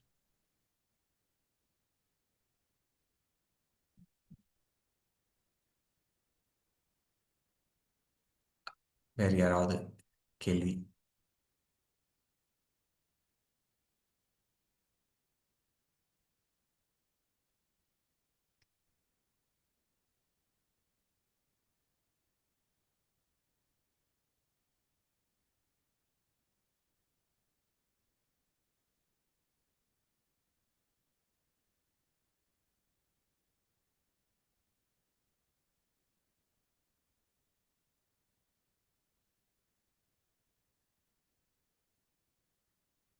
அதாவது இன்னைக்கு நம்ம வந்து பேசப்பட்டது நேத்து இல்லைன்னா முந்தா நேத்துல இருக்கக்கூடிய கேள்விகள்லாம். எஸ். புவனா மத்தஜி நீங்க சொல்லுங்க. ஆஹ் ஹரே கிருஷ்ண குருஜி. ஹரே ஒரு கிருஷ்ணா. சின்ன சந்தேகம். கடவுளுக்கு நெய்வேத்தியம் படைச்சிட்டு தான் சாப்பிடணும்னு சொல்றாங்க இல்லையா? அதுல என்ன உணவுகள் கடவுளுக்கு படைக்கவே கூடாது? அதுல ஏதாவது ரெஸ்ட்ரிக்ஷன்ஸ்? நீங்க விஷ்ணு கோயிலை வந்து சாம்பிளா எடுத்துக்கலாம். எந்த விஷ்ணு கோயிலுக்கு போனாலும் இன்னும் வந்து ஒன்று சாதாரணமாக நம்ம வந்து பகவானுக்கு வந்து மற்ற உயிர்களை கொண்ட மாமிசங்கள் அதெல்லாம் வந்து நம்ம வந்து ஆஃபர் பண்ண மாட்டாங்க. அந்த மாதிரி சில விஷயங்கள்லாம் இருக்கு. அதோட டீட்டெயில்ஸ் எல்லாம் உங்களுக்கு வந்து மேபி வருகின்ற வகுப்புகளில் இல்லை வந்து நீங்கள் அதை உங்களுக்கு சொல்லிக் கொடுக்கப்படும். ஓகே குருஜி. இப்போ ஸ்டார்டிங்ல ஒரு மாலை மட்டும் நம்ம ஜெபிக்கலாமா? என்னங்க? ஸ்டார்டிங்ல ஒரு மாலை மட்டும் ஜெபிச்சு நம்ம ஆரம்பிக்கலாம் இல்லைங்களா? S, S, S. பட் ஆனால் வந்து நீங்கள் சில பேர் வந்து அது ஜபிக்கிறதுனால அந்த ஒரு அனுபவத்தில் அவங்க அதிகமாக ஜபிக்கணும்னு விரும்புவாங்க. பட் நீங்கள் ஜபிக்கலாம். ஸோ அதனால ஒரு இதில் ஒரு மாலை தான் பண்ணணும்னு எல்லாம் கிடையாது. பட் அட்லீஸ்ட் நீங்கள் குறைஞ்சபட்சம் ஒரு மாலை பண்ண ஆரம்பிக்கலாம். பட் ஆனால் வந்து நீங்கள் அதிகமாகவும் பண்ணலாம். உங்களுக்கு விருப்பம் இருந்தால் 2 மாலை 3 மாலை, சில பேர்லாம் வந்து 8 மைண்ட் மாலை. வந்து டைவர்ட் ஆகுதுங்க. என்னதான் பண்ண கான்சென்ட்ரேஷன் வரமாட்டேங்குது. சம்டைம்ஸ் மைண்ட் எங்கேயோ அலைப்பாயிர மாதிரி இருக்கு. மந்திர ஜெபம் பண்ணும் பொழுது. அதை எப்படி நம்ம ஓவர்டேக் பண்றது? அது வந்து ஆக்சுவலாக வந்து மனசோட தன்மை அதுதாங்க. 6வது அத்தியாயத்தில் நம்ம அதை பார்ப்போம். ஸோ அது நீங்கள் கேட்ட கேள்விக்கு ஒரு ஷார்ட்டான விளக்கம் வந்து நம்ம வந்து அஹ், என்ன பண்ணணும் அப்படின்னா பழக்கப்படுத்தணும். பட் இந்த மனசை வந்து சீராக அமைப்பதற்கு ஒரு அஹ், சுலபமான சமயம் வந்து அதிகாலை. ம். அதிகாலை பிரம்ம முகூர்த்தம் உங்களுடைய மனசு ரொம்ப சீராக இருக்கும். நீங்க கட்டைப்படுத்த வேண்டாம். ஓகே. அஹ், நீங்க வந்து அதிகாலையில அது பிரம்ம முகூர்த்த சமயம் அப்படிங்கிறது அஹ், 4 மணியிலிருந்து 6 7 மணி வரைக்கும். இந்த சமயத்துல நீங்க வந்து ஜெபம் பண்ணீங்கன்னா உங்க மனசை கட்டுப்படுத்துறது ஈஸி. அதனாலதான் நீங்க பாத்தீங்கன்னா பட் பெரிய பர்சனாலிட்டிஸ் எல்லாம் வந்து அதிகாலையில சீக்கிரம் எந்திரிப்பாங்க. அவங்க வந்து பௌதீகமாக வளர்ச்சி ஆகிறவங்க கூட they get up early in the morning.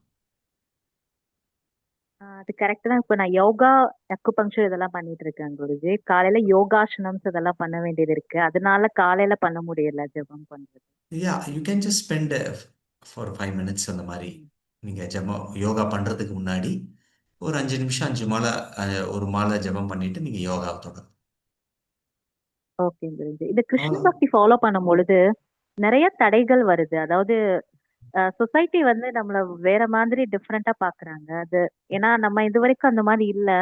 உதாரணமா இப்ப கிருஷ்ணருக்கு படைச்சிட்டு சாப்பிடுறது, மந்திர நாமம் பண்றது, உணவுல வந்து பூண்டு, இஞ்சி சேர்க்காம பண்றது வந்து நியூ. அத ஃபாலோ பண்றதுல நிறைய கமெண்ட்ஸ் பண்றாங்க பேக்ல இருந்து. அத ஆக்சுவலா பாத்தீங்கன்னா அஹ், இது வந்து பௌதீக உலகம். அதுவும் இப்ப நம்ம இருக்கக்கூடிய உலகம் வந்து கலியுகம். கலியுகத்துல வந்து மக்கள்கள் வந்து பெரும்பாலானோர் வந்து பௌதீகமாக உள்ளவர்கள்.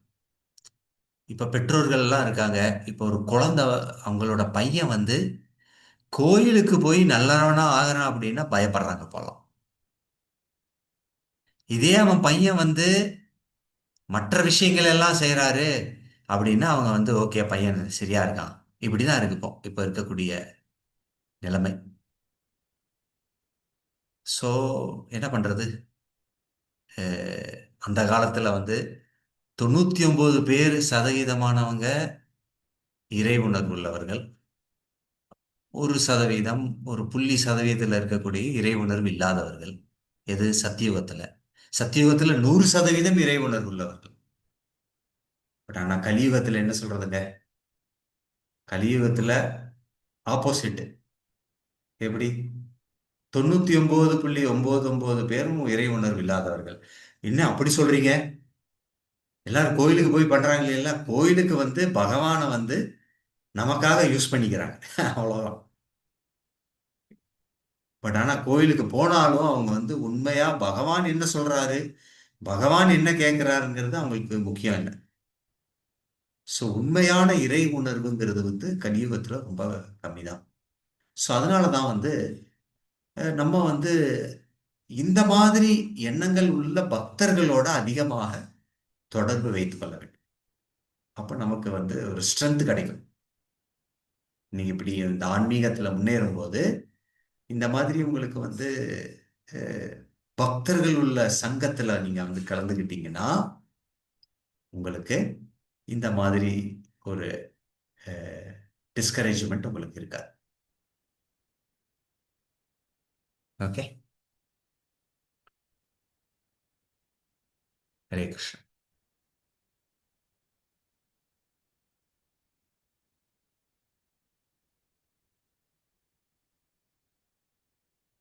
என்ன யாரோ சங்கர்ராஜ் எழுதியிருக்காரு, நீங்கள் கூறியது புரியவில்லையா இல்லையானா நிம்மதியாக இருந்தா. சரியா புரியலைங்க. மேபி நீங்க அன்மியூட் பண்ணி பேசினா கரெக்டா இருக்கும். ஓகே சித்ரா மேடம் சொல்லுங்க. ஹரே கிருஷ்ணா. ஆ, ஹரே கிருஷ்ணா.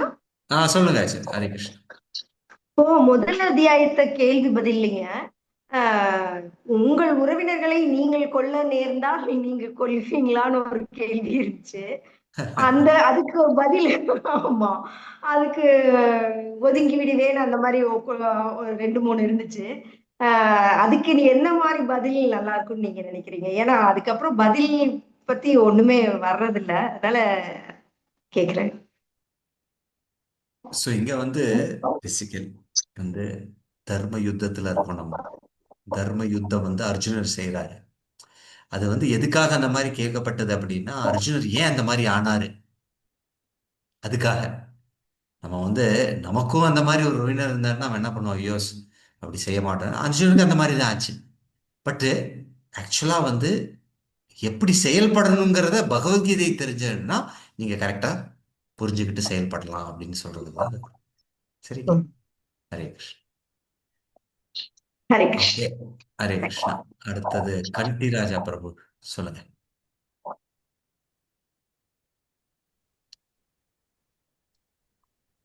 ஹரே கிருஷ்ண பிரபு. சொல்லுங்க ஹரே கிருஷ்ணா. பிரபு, இப்ப வந்து நம்ம வந்து என்ன ஒரு டவுட்னா, நம்ம வந்து நம்மளோட ஒர்க்ல வந்து எல்லா கர்மாவும் கரெக்டா பண்றோம்.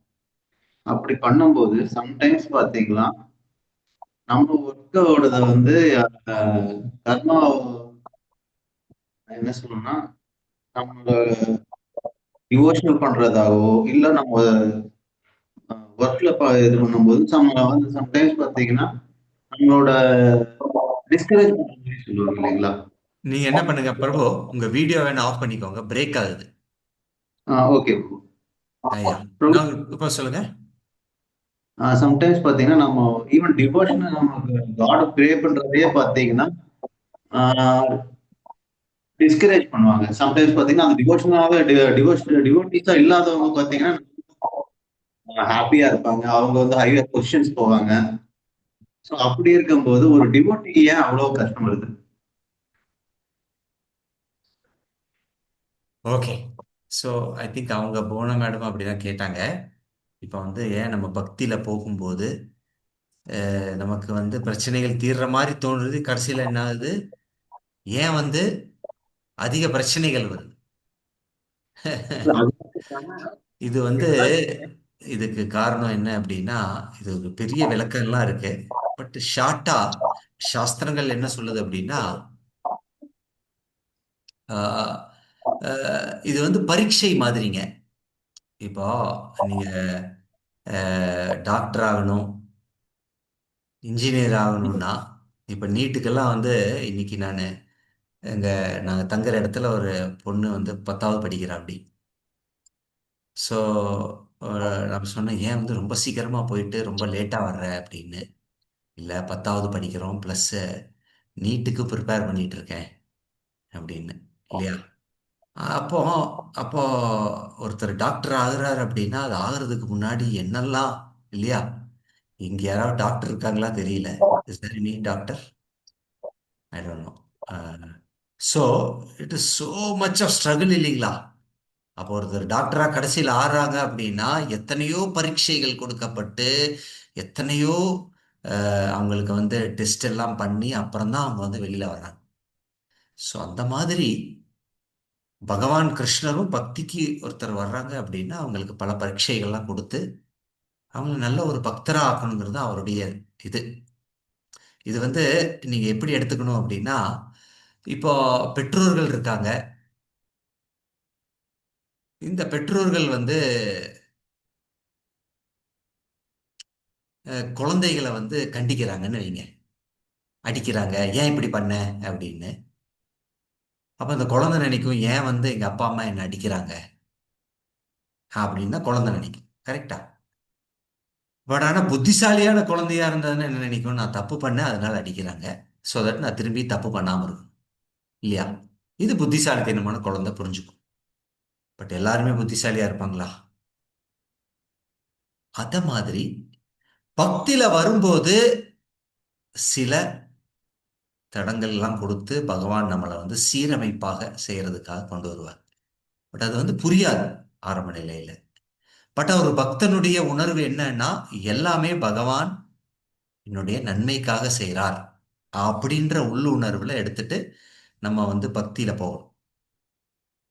இதுக்கு சரியான புரிதல் பகவான் சமயம் வரும்போது நமக்கு கொடுப்பாரு. எனக்கு புரியலன்னாலும் பண்ணிட்டு போயிட்டே இருக்கும். இதுதான் நம்மளுடைய அர்த்தம். சரிங்களா? ஓகே. ஹரே கிருஷ்ணன். ஹரே கிருஷ்ண பிரபு. எஸ். பிரபு, எனக்கு இன்னொரு டவுட் என்னன்னா, இப்போ யா. இப்போ வந்து சாத்வீகமா இருக்கிறவங்க சம்டைம்ஸ் பாத்தீங்கன்னா, நான் வெஜிடேரியனா இருக்கணும் அப்படியெல்லாம் இருக்கும்போது பாத்தீங்கன்னா, பட் அந்த நான் வெஜிடேரியன் சாப்பிடுறவங்க ஸோ அதை வந்து ப்ரொமோட் பண்ணுவாங்க. நீ இப்படி பண்ண நான் வெஜிடேரியன் இப்போ வந்து நமக்கு ஹெல்த் ஒரு இஷ்யூ வருதுன்னா, அந்த நான் வெஜிடேரியன் சாப்பிட்றவங்க நீ அதான் சாப்பிடாதனால தான் உனக்கு இந்த மாதிரி ஆயிடுச்சு, உனக்கு உன்னோட ஹெல்த் இதாகிட்டு இருக்கு அப்படிங்கிறதெல்லாம் நம்ம டிஸ்கரேஜ் பண்ற மாதிரி சொல்லுவாங்க. நம்ம வந்து ஒரு டிவோஷனல் பர்பஸாகவும் ஒரு சாத்வீகமா இருக்கணும் அப்படிங்கிற ஒரு இதுல இருக்கும். ஸோ அந்த டைம்ல நம்மள வந்து ஒரு டிமோட்டிவேட் பண்றாங்க இல்லைங்களா?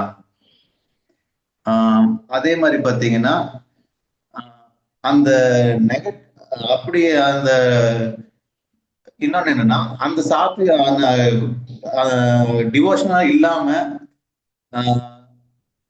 இதா இருக்கிற அவங்க பாத்தீங்கன்னா, காடே எனக்கு நான் வந்து கும்பிடுறது இல்லப்பா அப்படின்னு சொல்றவங்கள வந்து பாத்தீங்கன்னா நல்ல growth அவங்களுக்கு பெட்டரா இருக்கு, ஹெல்த் நல்லா இருக்கு. So, அது எதனால அந்த அவங்களுக்கு அந்த பெனிஃபிட் இருக்கு, அந்த மாதிரி அந்த growth வருது. ஏன் சாத்வீகமா இருக்கிறவங்களுக்கு தான் அதிக ட்ரபிள்ஸ் இருக்கு? சரி, நம்ம வந்து வளர்ச்சி அப்படின்னு பார்க்குறோம் அப்படின்னா நம்ம என்ன நினைக்கிறோம், பௌதிகமாக வளர்ந்தாதான் வளர்ச்சின்னு நினைக்கிறோம். ஏன்னா அப்படியே வளர்ந்துட்டோம் நம்ம, எத்தனையோ பிறவிகள் இருந்து இப்படியே இருந்து இப்படி வந்தாதான் அப்படின்னு. அப்போ அவங்க அதை தான் பார்க்குறாங்க. அவர் வந்து அப்போ நம்மளும் வந்து என்ன பண்ணுறோம், ஆன்மீகத்துக்கு வரும்போது நான் வந்து ஆன்மீகம் பௌதிகமாக வளர்ச்சி அடையணுங்கிற ஒரு நோக்கத்தோட நம்ம வந்தோம் அப்படின்னா, அப்போ வந்து இங்கே வந்து என்ன ஆகுது, நமக்களுடைய சிந்தனைகள் சிதறி போகுது. ஐயோ நான் இப்படி வந்தனே. இப்போ அதை மாதிரி ஒரு உணர்வுல வந்தபோது வேற யாரும் வந்து சொல்லுவாங்க, நீங்க பாருங்க இதுக்கெல்லாம் போயிட்டு இந்த மாதிரி பண்ணிட்டு இருக்கீங்க, டைமை வேஸ்ட் பண்ணிட்டு இருக்கீங்க அப்படின்லாம் வந்து சொல்லலாம்.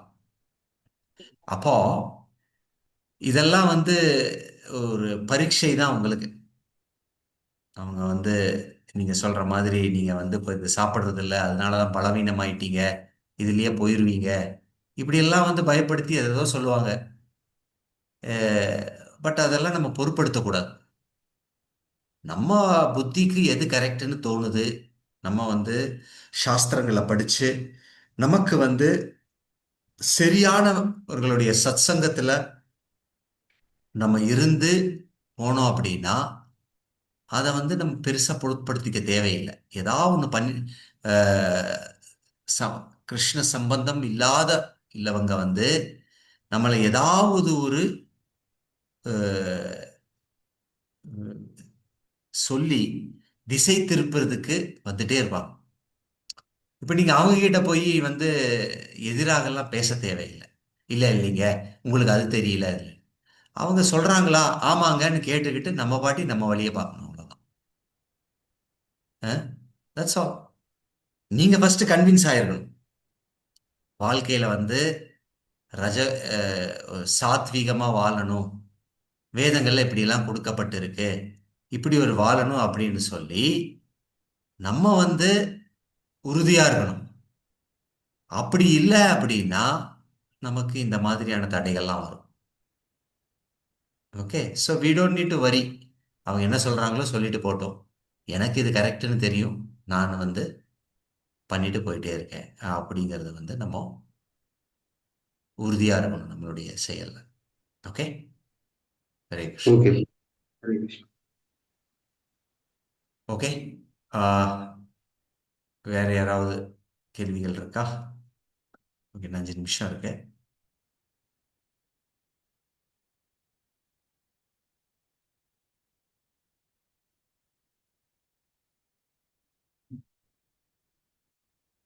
ஓகே, ஸோ மிகவும் நன்றி. நாளைக்கு நாம் 4ஆம் அத்தியாயம், இது வந்து டிரான்சென்டென்டல் நாலேஜ் அதி உன்னதமான ஞானம், அதை பற்றி பகவான் வந்து கொடுக்குறாரு. ரொம்ப சுவாரஸ்யமான ஒரு அத்தியாயம். ஒவ்வொரு நாளும் ரொம்ப இன்ட்ரெஸ்டிங்காக இருக்கும் உங்களுக்கு. நான் முதலியே சொன்ன மாதிரி நீங்கள் வந்து அஹ், ஒரு நோட்புக்கு பென்னு வச்சுக்கிட்டு கேட்குற விஷயங்கள்லாம் வந்து கவனமாக நான் பார்க்குறேன். சில பேர்லாம் வீடியோ ஆன் பண்ணிட்டு இதுன்னே உட்காந்துட்டு இருக்காங்க. அப்போ அவங்களுக்கு அந்த வந்து உங்களுக்கு ஆல்ரெடி ஆவல் இருக்கும். ஸோ அந்த மாதிரி நீங்கள் தொடர்ந்து பண்ணீங்கன்னா 18 அத்தியாயங்கள் வரைக்கும் நீங்கள் வந்து உற்சாகமாக இதை பற்றி தெரிந்து கொள்ளலாம். Okay, thank you very much. Hare Krishna Hare Krishna Krishna Krishna Hare Hare, Hare Rama Rama Rama Hare Krishna. Srila Prabhupada की कतरा श्रीमद भगवद गीता की जय. शिला और प्रेमानंदी. हरे कृष्ण. நாளை மறுபடியும் 7:30 மணிக்கு